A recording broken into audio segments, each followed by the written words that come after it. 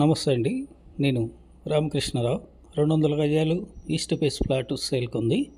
ఈ కడీలో ఉన్న plot 36-50 size. Plot ముందు 25 ఫీట్ రోడ్డు ఉంది. ఎల్ఆర్ఎస్ మాత్రం కేవలం అప్లై చేస్తుంది.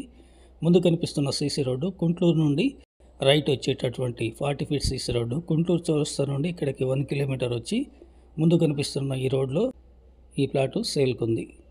ఇంట్రెస్ట్ ఉన్నట్లయితే కాంటాక్ట్ చేయండి. గుంటూరులో ఈ ప్లాటు సేల్కి ఉంది.